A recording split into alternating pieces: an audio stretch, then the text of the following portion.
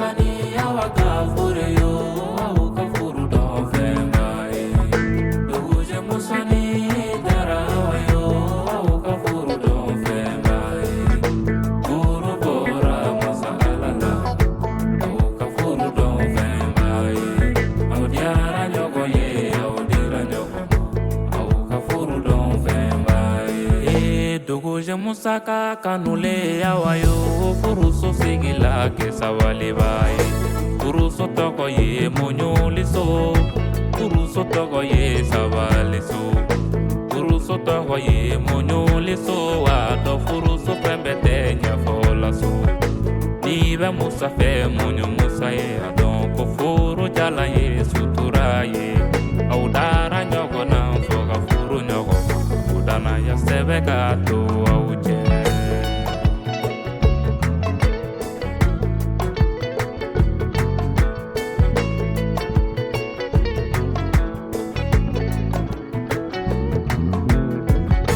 Awani dokuje aye lame furu so sigite dongeli koye awu be nyoko fe akati nyango ye ngadon no be na fo nyongo mana do aga furu la jana kitiki foloka ya fadilike jotiki kanaba ya fali makanu ya sevedi ya fali koita musani awaka fure yo awaka furu don fembaye.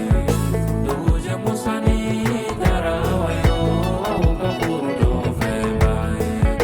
Furu bora masa alala awaka furu don fembaye. Audiara nyogo ye audira nyogo awaka furu don fembaye.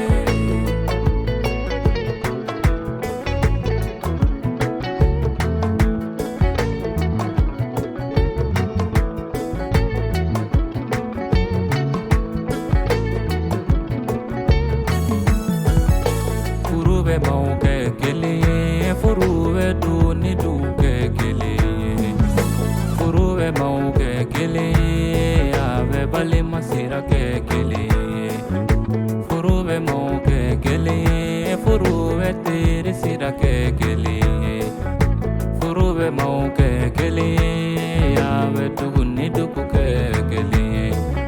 Kundo do debe furu kele ala masa alla kele debe ukundo don. Furu ko bora masa alala awuka furu don femwe.